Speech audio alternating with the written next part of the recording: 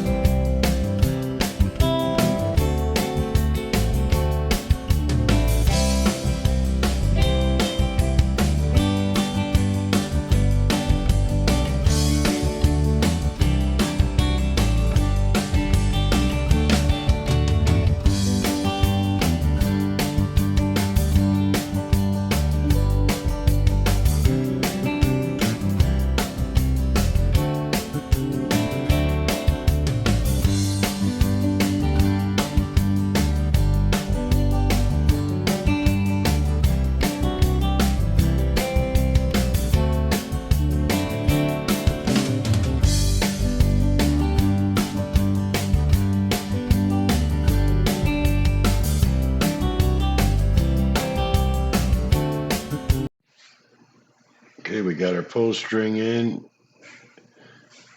Trying to pull 4 threads through here is really difficult. Bam, perfect. This is what happens. So I did not let go, so I didn't unravel the whole thing, but this makes for a challenge. I'm glad this happened during a video. You can save it. You just got to, take your time. It's hard to get a pull thread in through there now that you have one hand holding this, because how are you going to make another pull string? So what I'll do is I'll wrap it around a little bit here. I'll put a piece of tape on it to hold it so that I can get myself another pull string made. And I will be a little more careful. I'll wrap it looser at the end so I can pull it through. But these things happen. Don't give up. Just, take your time and you can get it. And just pulling 4 threads through here is tough. We'll get this on here and then we'll get some color preserver on, and then we'll get some epoxy on and we'll let it dry, and then we'll show you the second step of this tiger strap, because this is going to be part one of a 2-part series.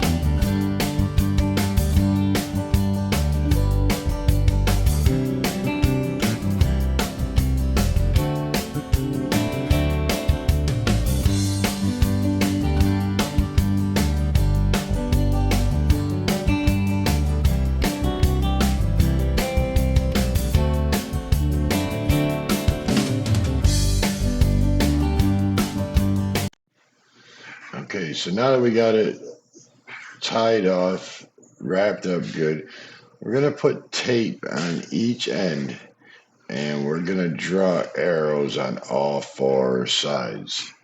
The 0 axis, the 90, the 180, and 270. And we're going to draw the arrows, and we're going to drag the threads the way the arrows are going.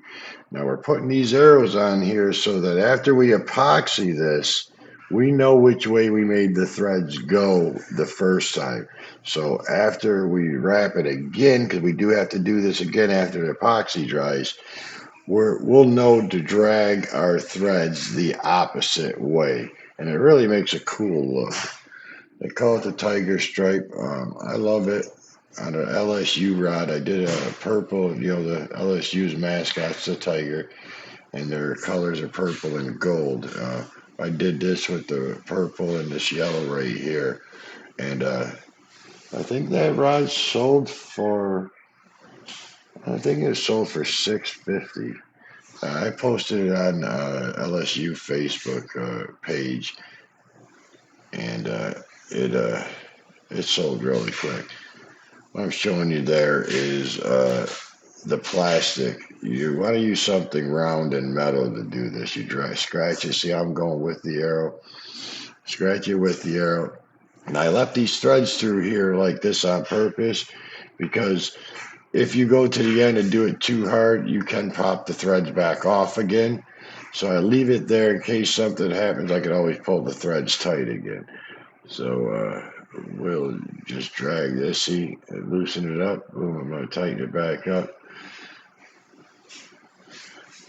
And we just scratch these the way the arrows are going. Do it a few times. Get it, you're trying to make it go like wiggly line. As you spin it, it'll go one way then the other, so it'll kind of like rock back and forth when you're spinning it. But you'll see in the final product.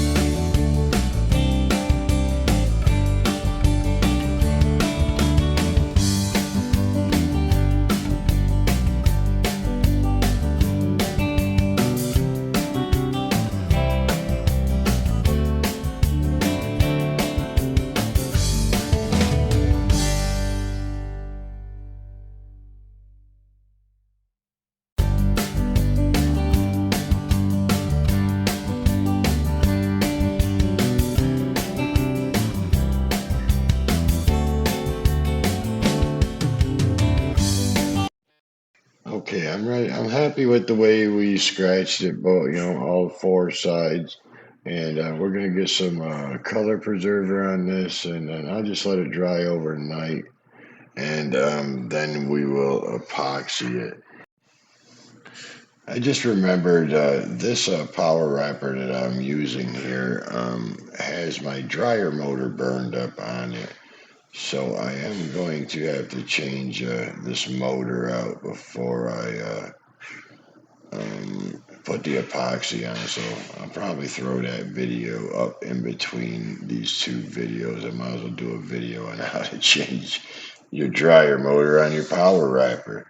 But we'll get this thread sealer on, color preserver rather, and we'll let it dry overnight, and then we'll get into making these other videos.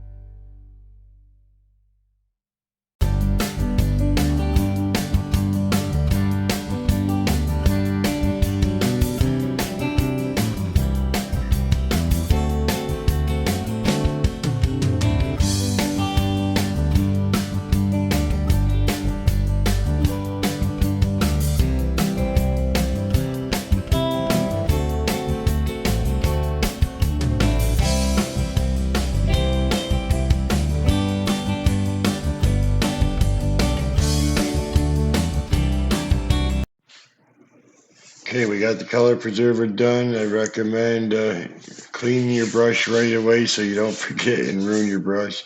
I got this brush cleaner here I use. And we'll clean this brush up, and we'll let this dry overnight, and we'll get this thing epoxy so we can get into part two. Thanks for watching, everybody. I really appreciate y'all. Stay tuned for the next part of this video. This is a really good wrap. People love it. And I'll see you on the next one.